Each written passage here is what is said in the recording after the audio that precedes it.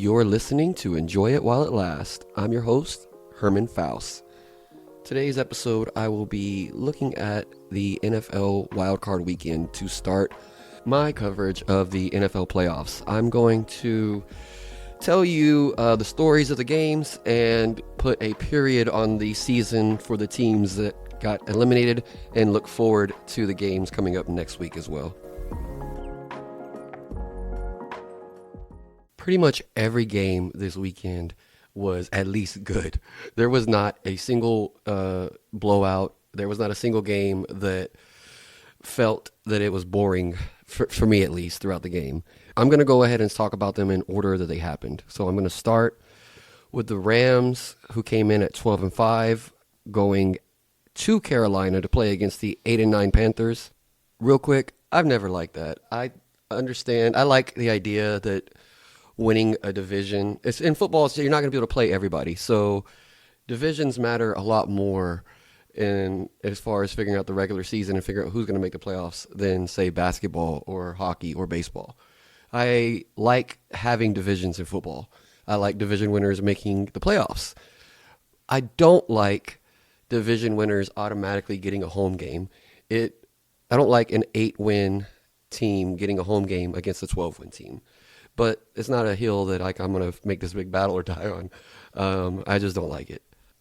Anyway, this game was the one that I thought going into it was going to be the least entertaining game of the weekend. And it turns out that it might have been the best. The Rams are a legit good team with the current best quarterback in the NFC in Matthew Stafford. And he's right up there with Josh Allen for the best quarterback in the playoffs. The Panthers have been very up and down all season long. They've had games where they looked great, including against the Rams earlier in the year, and games where they looked like a team with a losing record. This is true for them as a team and also for Bryce Young's performance as a quarterback. He seems to me to be developing into a quarterback that is good, but not consistent enough to be great. By the way, before I get into this game, I want to say how impressed I am with the Rams for being this good still and for not ever suffering from the down seasons that we thought they would have to. When they made the trade for Stafford and all the other trades they made a few years ago, they seemingly gambled their future for a chance at a Super Bowl, and it worked out for them. They won the Super Bowl. But then they remained a good team, and despite having very little draft capital, they have stayed a top team. Having a fifth rounder turn into the best offensive weapon in the game in Puka Nacua goes a long way in making that possible. But they've also handled their cap and other draft picks masterfully to keep a team that doesn't feel like it's just barely holding on by a thread. Now to the game itself. The first couple of drives looked like what I thought the whole game was going to look like. The Rams moved down the field relatively easily. Nacua and Stafford were slicing up the Panthers defense, and while the Panthers didn't look like they were completely incapable offensively, the Rams defense stopped them on a fourth down attempt and also got a tipped ball interception. So after both teams had the ball twice, the Rams were up 14-0. The Panthers were able to get it together offensively a little bit and answered with a touchdown of their own that was ran in by Hubbard. Hubbard was great for the Panthers in this game. It looked to me like he is the engine that makes their offense go, with Coker being a good secondary weapon, at least in this game himself. I say that even though Hubbard had a drop that at the time felt big because it would have been a clear first down, and instead it forced a punt, allowing the Rams to get the ball back with the 14-7 lead. But then when the Panthers stopped the Ram and forced a punt of their own, then this was the first big momentum swing because their return man, Etienne, had the ball bounce off his helmet and the Rams recovered. This was the point where I thought that LA was basically going to end the game. It was 17-7 at this point. The Rams had the ball in Carolina territory, and they were going to get the ball to start the second half. So I was thinking that by the time Bryce Young would get his hands on the ball again, the Rams would already be ahead by 3 or 4 scores.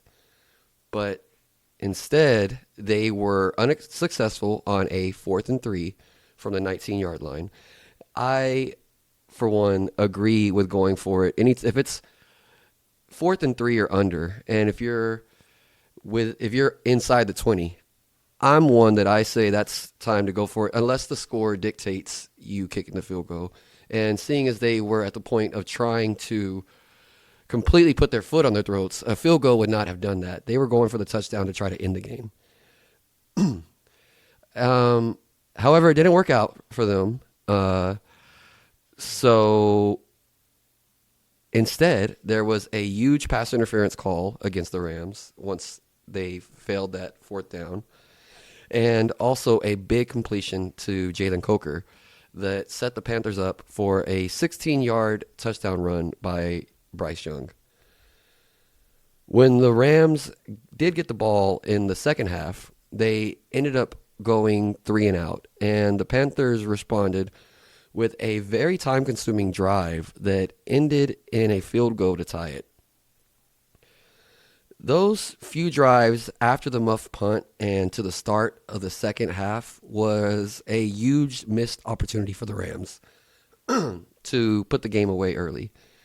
But I wasn't sure if it was going to cost them their season or simply make the rest of the game that much more difficult. The Rams retook the lead 20-17 on their next drive, and then both teams had a couple of failed drives back and forth before the Panthers hit another big pass, again to Coker, and the drive ended with another Hubbard touchdown.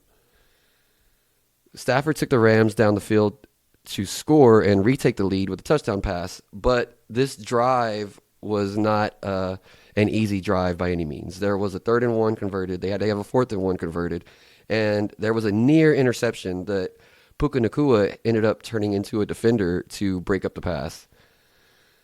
Later in the fourth quarter, the Rams had the ball again and were stopped and punting with about 4 or 5 minutes left in the game. Carolina was able to block the punt and start the drive at the 31-yard line of the Rams. So with the short field, they took advantage and ended up scoring a touchdown, another pass to Coker. And this put us at 31-27 with 2.5 minutes left. Unfortunately for the Panthers, Stafford on this drive looked like he did in the opening of the game again, and seemingly easily drove down the field and got the score to get the lead back, with just over 30 seconds left. The Panthers then had 4 incomplete passes on their final chance to end the game, and the Rams moved on. The Rams coach, Sean McVay, has really impressed me in his tenure there, because the Rams offense that he runs now is not the same style of offense he ran when they first started in his run. I already mentioned how he was able to keep the team at a high level during the time that was supposed to be their downstretch after winning the Super Bowl previously. His entire run with the Rams as their head coach has been great. And I guess I'm starting to expect that as long as he's there, they will be decent at the very worst. And as long as Matthew Stafford is playing, and who's to say how long that is? He's 37, so any year could be his last. But he hasn't said anything about any possible retirement. And quarterbacks play into their 40s regularly. So I don't know how long he's going to play. But as long as he is playing and his body hasn't betrayed him, I think the Rams will be a contender for every year those two are together. For now, they move on to the divisional round. The Panthers are a team that I could easily see going either way next year. This could be their high water mark. The best that this coach and quarterback and team can all do together. They didn't show a lot throughout the season to make me think that they are for sure on the rise. So this could be it. But however, they did have enough moments, including this game, to make me see that it is possible they come back even better next year.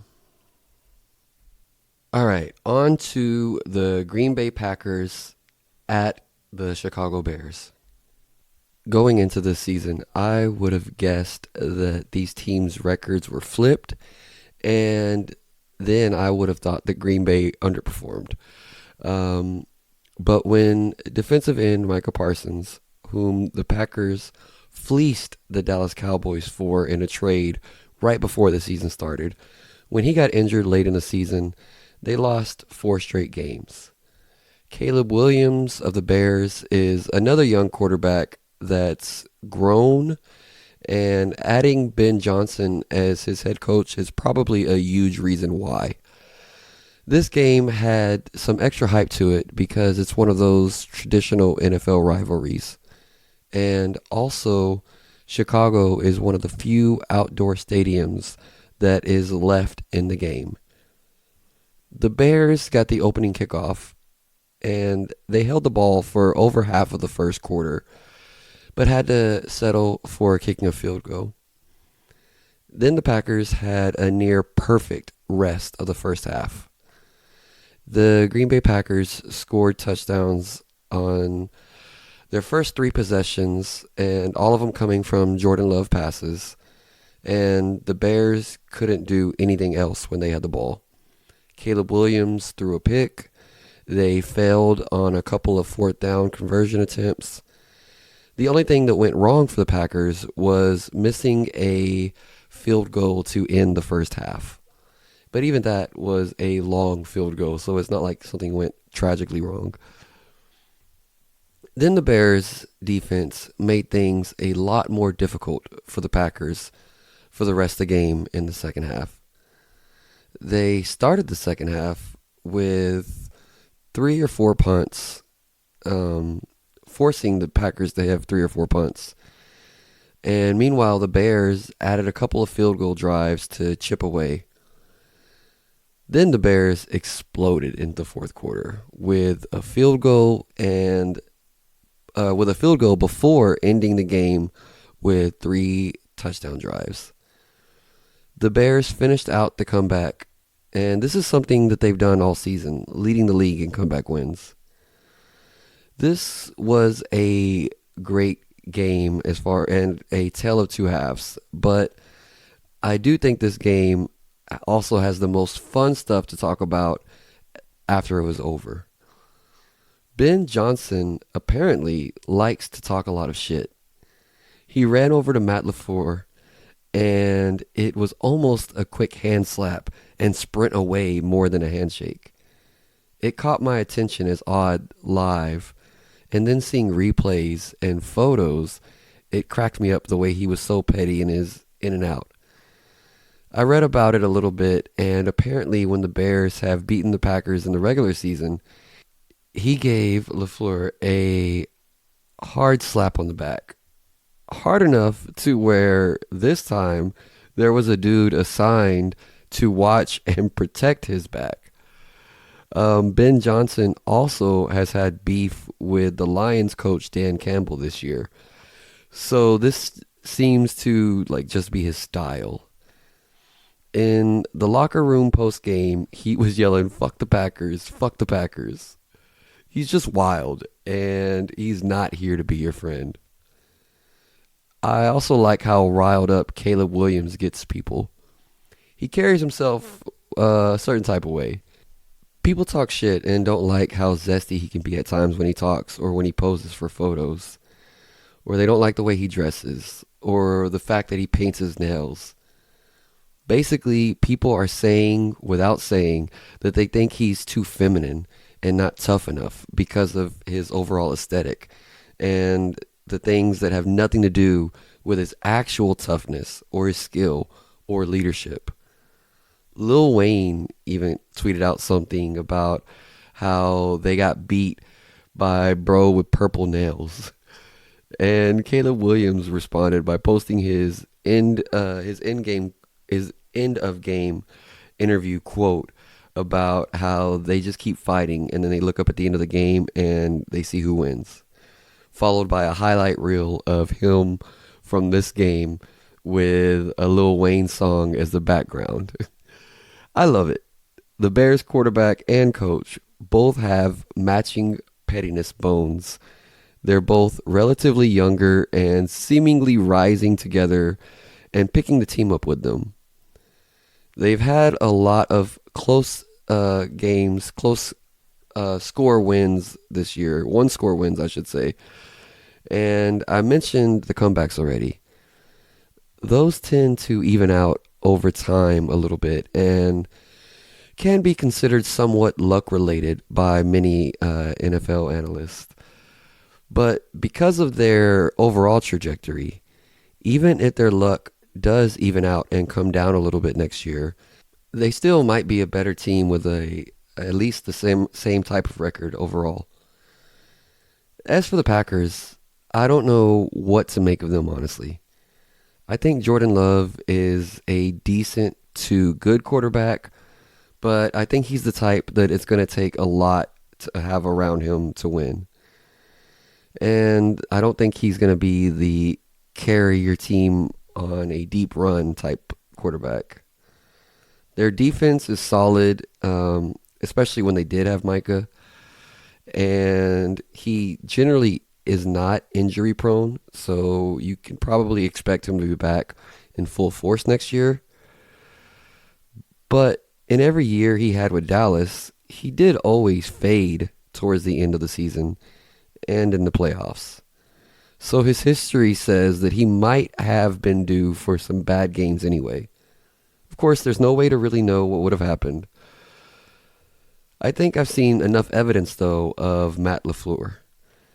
Enough of his teams not holding on to leads, enough years of questionable in-game decisions, and questionable overall strategy at times.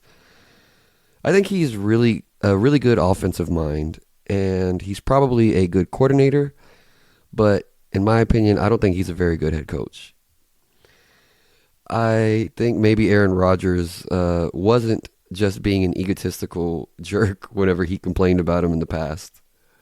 He might have actually been onto something. These two games give us next week's divisional matchup. The Rams will go to Chicago. We'll see if the Rams can fight off the up-and-coming Bears to go to the NFC Championship game, or if the Bears arrive a year earlier than many would have expected by taking down a perennial NFC powerhouse. The next game on the schedule was the Buffalo Bills going against the Jacksonville Jaguars. The Bills are the only team in the AFC that we as a fandom are used to seeing and expecting to fight for the conference, as Kansas City and Baltimore did not make it this year. But even though the Bills are here and they won 12 games, this year has felt slightly off for them. They aren't quite as good as they have been in most areas, but they do still have Josh Allen. And he is capable of putting a team on his back. They also carry extra pressure this postseason, though.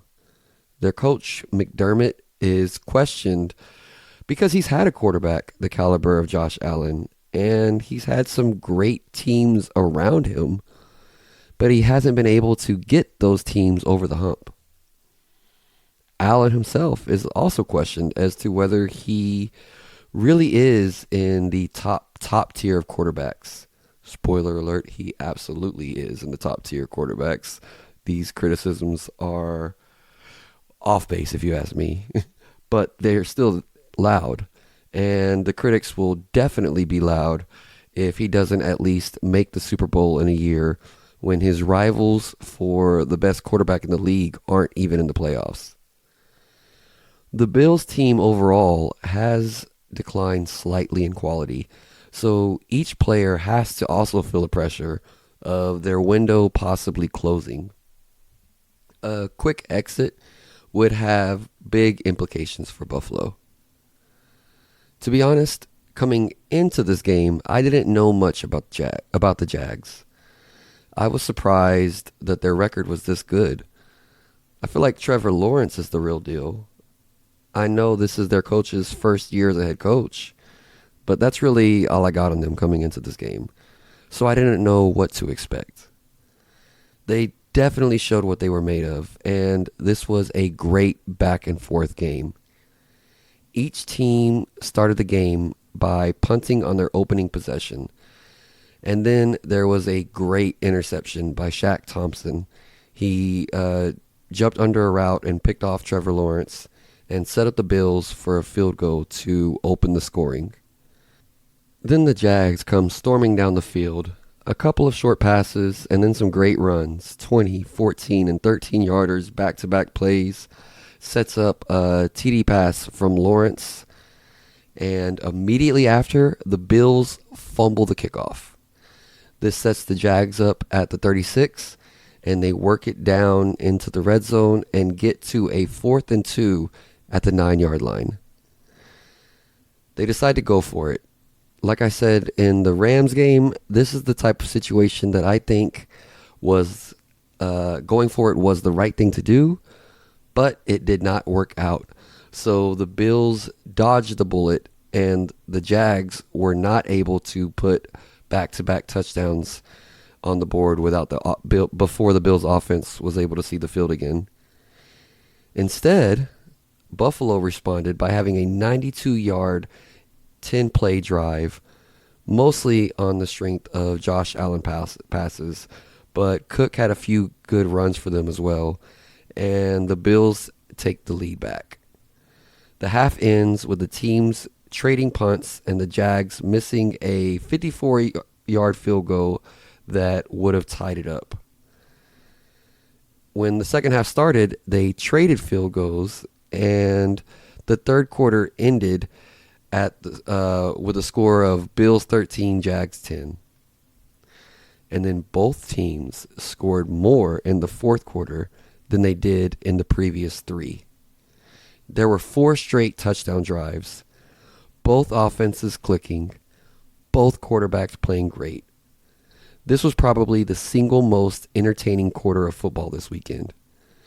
The Jags scored a touchdown with 4 minutes left in the game to take a 24-20 lead. It felt like it was going to be one of those games of whoever has the ball last wins. But at the same time, both teams had played 3 quarters of really good defense. And we're at the point where it does only take one mistake to send your season goodbye.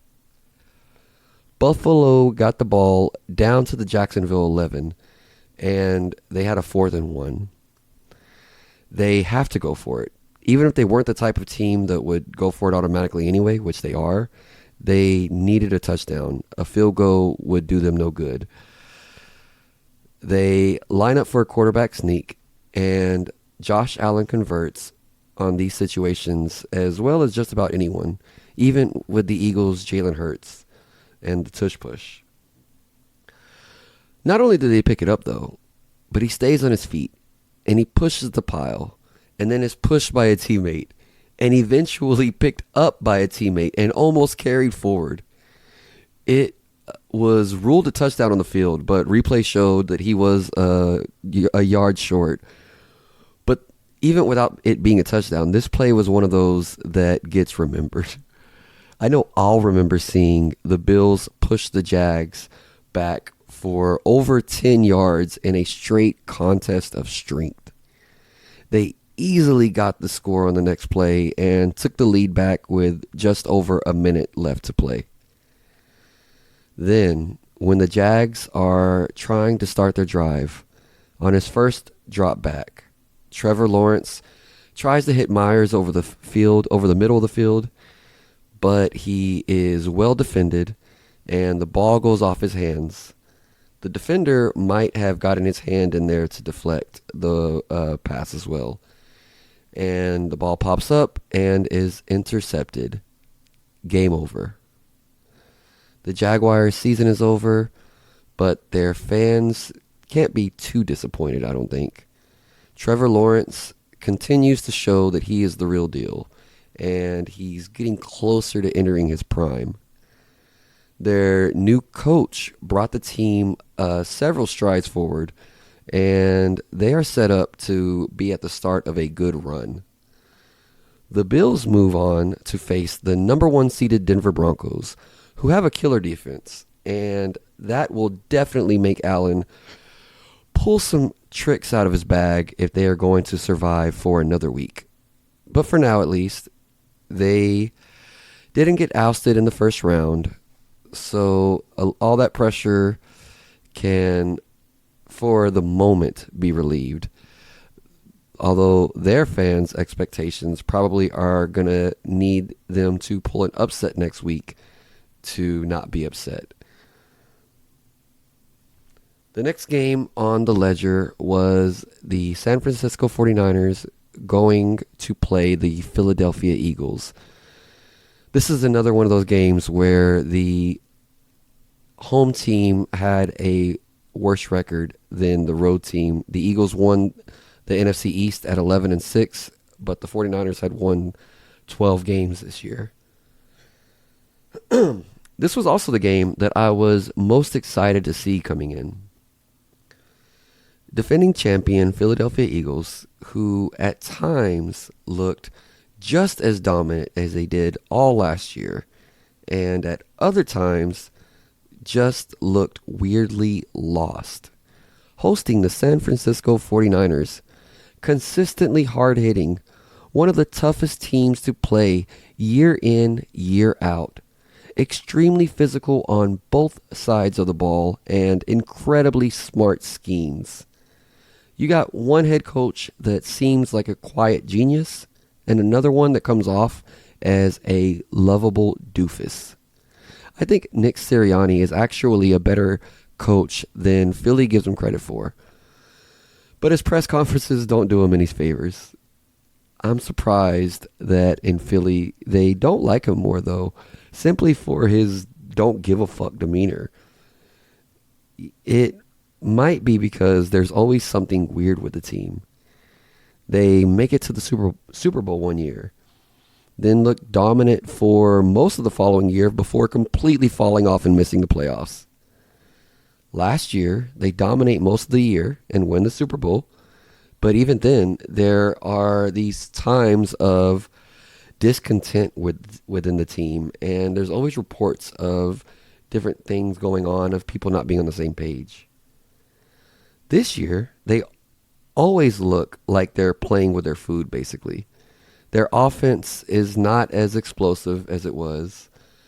Saquon Barkley looked like he's just about half a step off from his incredible last year.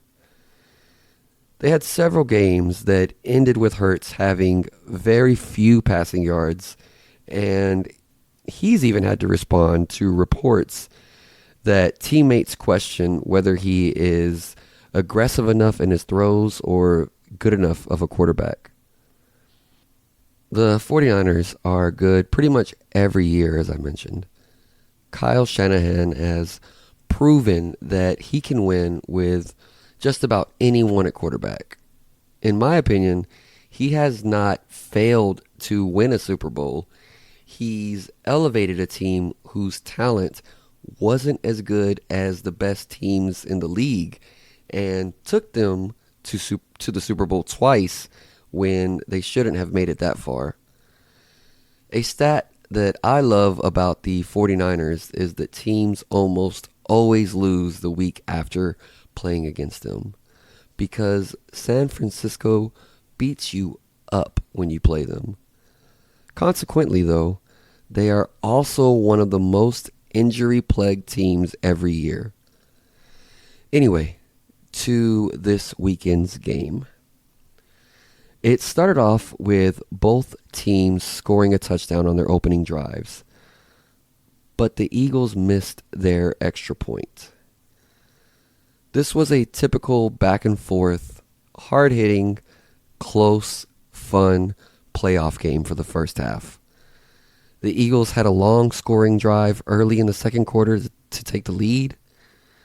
There was another moment of weirdness. A.J. Brown had a couple of drops, and after one, he seemed to be sulking or was just taking his time. And Sirianni ran down the field screaming for A.J. Brown to get off the field because they were trying to get the punt team on. And they had a moment of yelling at each other, which is not the first time this has happened in game between the two.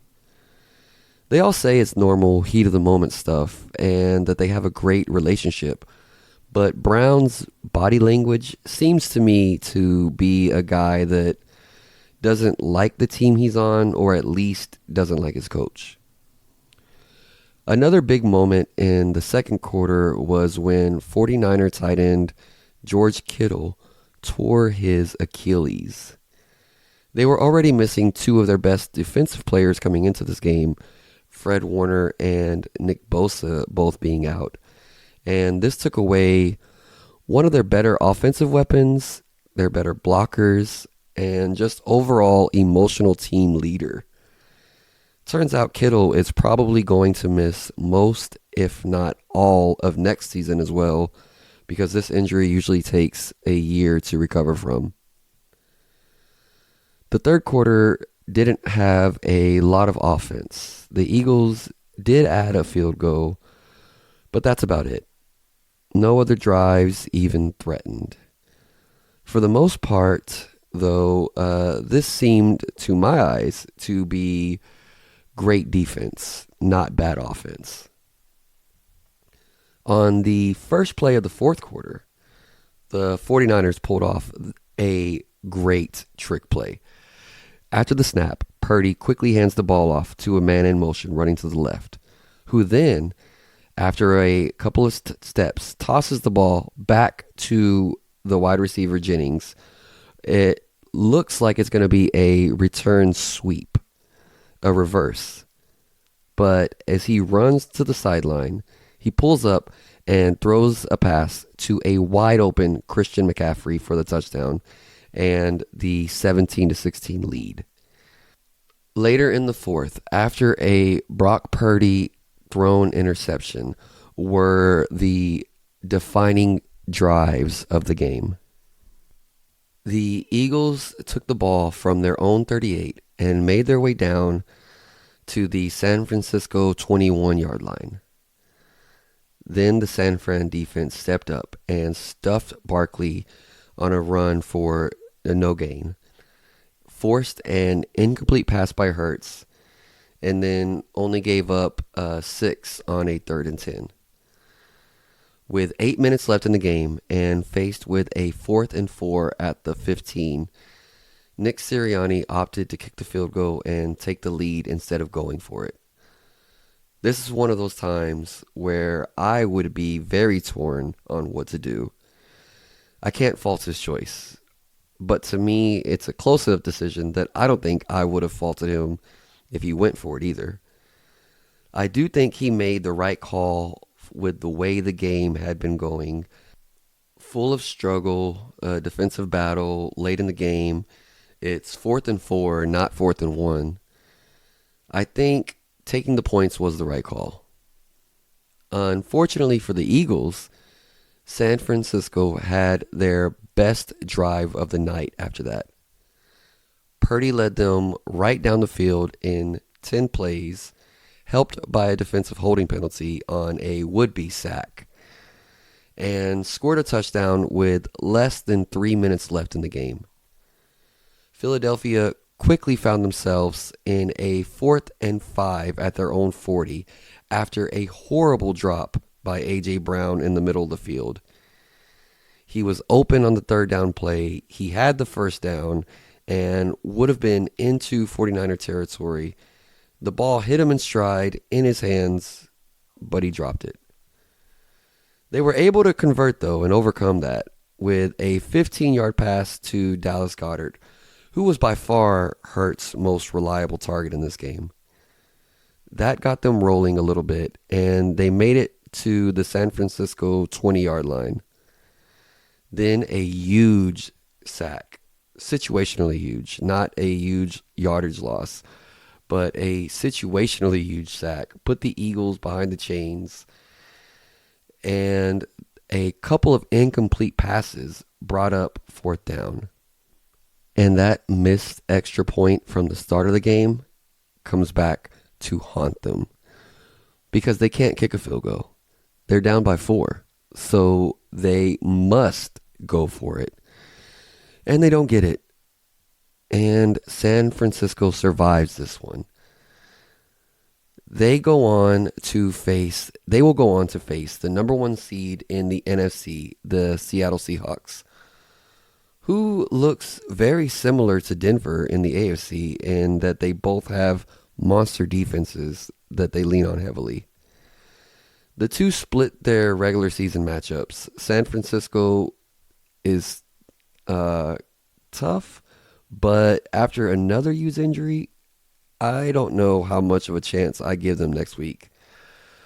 But they're good enough that I wouldn't be surprised either way. Philadelphia, meanwhile, have I mentioned they're weird? They have been, there have been some fans and people that cover the team that have wanted Sirianni fired pretty much every step of the way and feel that this season is a huge disappointment. As a Cowboys fan, I would love to be disappointed by a subpar season after winning a Super Bowl. But we'll have to wait and see where they go. I don't think the team will feel the same way that the fans do. I don't think they'll be looking for a new head coach. But they probably will be looking into getting a new offensive coordinator at least. I do think they are on the downside of their run, though. I don't think next year will be better for them unless they surprise me with some moves for their offense this season. Moving forward through the schedule, come up to the Chargers at the Patriots. The Chargers and the Patriots have a couple of similarities for me. I like both of their head coaches, and both of them are relatively new to their team. It's Harbaugh's second year in San Diego and Vrabel's first year in New England. I think they both tend to elevate their teams overall, and they both just ooze this tough guy persona, while also seeming like they could sit down and have a real in-depth conversation with you. So they can teach you the game and then motivate you to execute and run through a brick wall for them. I think both teams' quarterbacks are also full of potential, performing well early in their career. Granted, May seems to be doing better on fulfilling that potential. And Herbert has reached the point where he's long enough in his NFL career where people are already questioning his long-term ceiling. Both teams also had a way better year than I thought they would have. I was very excited to watch this one play out, but I'm going to have to be honest with you, I fucked up on this game. I thought I had set it to record, but I didn't. So I didn't get to watch this one. I read game recaps, I watched highlight reels, and I looked at the drive-by-drive summaries. It's not perfect. This doesn't always let me know why something happened as well as watching a game would, but I can at least know what happened for the most part. This was by far the biggest defensive battle of the weekend. Since I didn't watch it all, I can't tell you if there was poor offense mixed in or if this was just purely great defense. In the middle of the first quarter, with the game still scoreless, Drake May threw a pass that was tipped at the line and bounced between two Chargers defenders before one secured the interception and set the Chargers up with a 1st and goal at the 10. They ran the ball 3 times and then went for it on 4th and 2, but the pass was incomplete. As I've said with previous games, this situation isn't one I have a problem with them going for it on, but I don't like the play call sequence overall. I think you got to give Herbert a chance to pass on either second or third down. And if you aren't going to do that, if you're going to go with the run on first, second, and third, I definitely don't think you should line up in shotgun and pass it. I might have liked them to run out of shotgun there to maybe try to fool the defense, or even just go ahead and follow through with that mentality that you set up on the first 3 downs by saying that we are going to get 10 yards on the ground, even if it takes a 4th try. Either way, this was a huge defensive stand by the New England Patriots. The offense rewarded their effort with their longest drive of the game, going 93 yards in 14 plays. Faced with their own 4th down, 4th and 4 at the 5, the Patriots opted for the field goal to take the lead, which is a boo yay moment after having that long of a drive. The Chargers followed that up with their longest drive of the game on their next possession and got the ball down within the 5-yard line again. This time, however, on 4th down, they went ahead and kicked it on 4th and 2. I think this decision, paired with the earlier one, confuses me a bit. What do you believe as a team? I don't get why they didn't kick it the first time or go for it the second time. It is inconsistent. The Pats were able to add another field goal just before the half to take a 6-3 lead. The defenses were completely in control of this game. The Chargers started the second half with a punt, and the Patriots looked like they were driving to possibly try to take a stronger hold on the game. They went down inside the red zone again on the strength of May's arm, but a sack fumble ended the drive with no points, and it kept the Chargers breathing. The next time the Patriots got the ball, they put together another decent drive that stalled, but they were able to kick a field goal. Then in the early 4th, they had their first and only fully successful drive with 80 yards on 7 plays. And this time they were able to punch it in and get that touchdown on a 28-yard pass. So the key for them was to attack the end zone from just slightly further away instead of getting closer before going for it. At this point, it seemed like it was clear, though, who the better team was, as well as who was going to win. Because even though both defenses were strong, the Patriots had 4 good drives in a row. The Chargers were never able to find any footing. The Patriots defense never let up, and the Pats held on to win 16-3. Personally, I don't see this iteration of the Chargers coming back better next year. I am in the camp of people that thinks Herbert has reached his full potential already. Even though I like him, I also wonder if today's game has started to pass by Jim Harbaugh. His offense seems to struggle quite a bit, and I don't mean either of these opinions to be based off of this game in particular. Now for the last game of the weekend, the Monday Nighter. First off, I want to say congratulations to the Texans for not being the first game of the playoff weekend, which in the past also meant they were the first team eliminated from the playoffs.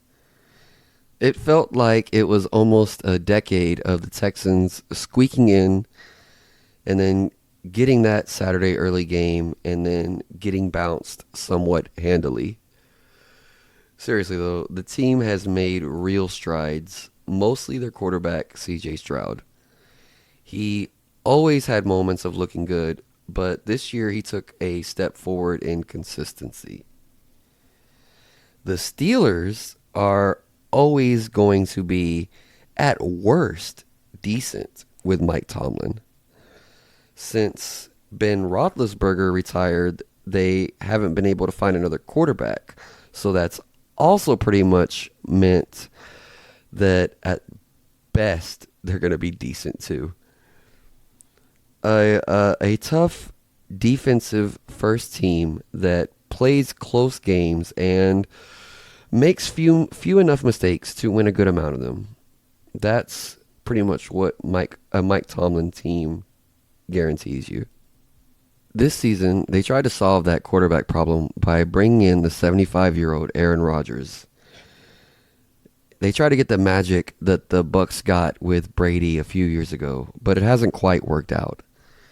He's looked like Aaron Rodgers at times, and other times he's looked like a 42-year-old man playing on the field with 20-year-old elite athletes. I have the least to say about this game, but it's not because of the score. If you just looked at the score, you would think the Texans dominated the Steelers. And while their defense absolutely dominated the Steelers' offense and shut them down, their offense was being held in check for almost the entire game as well. However, this game was the one out of all the good defenses that were played where I felt like the offense was also a little bit to blame. They were a little shaky, and that goes for both teams. I think Rodgers missed some throws that were there for him, and that the Texans didn't take advantage of a couple of opportunities that they were given. I mean, don't get me wrong, most of the credit goes to both defenses for sure. And being out of rhythm makes it harder for offenses to capitalize when they do get those opportunities. But there were still a few times where it looked like they had a chance to make something happen and didn't. If you look at the drive chart for this game, though, you might be able to see why I don't have a lot to say overall besides simply praising the defensive efforts. Punt, field goal, fumble, punt, touchdown, punt, fumble, field goal, punt, and we are at half with a score of 7-6. The third quarter was scoreless as well. The game really broke open in the fourth when the Steelers were trying to respond after a Texan field goal made the score 10-6 when Rodgers was sacked, fumbled, and Texans defender Sheldon Rankins had a scoop and score. This took the score to 17-6, and because of the way the defenses had been playing, this already seemed insurmountable. But just to be sure that the Texans were actually able to put together a good drive. This was the only good drive of the game by either team. It went 87 yards and scored a touchdown. Took the game clock down to about 3.5 minutes. And that was pretty much, for all intents and purposes, game. Rodgers did throw an interception that was run back for another score in the following possession, and it seems like that will be his last NFL pass. I was shocked that after this game, Tomlin stepped down from the head coaching position of the Steelers amidst tons of noise that he was about to be fired. I'm not sure if he really wanted to leave or was given the opportunity to simply step down instead of being dismissed. But I do know that I would love to have Mike Tomlin coach my team. I think if you give him the right ingredients, he knows the recipes to make a meal.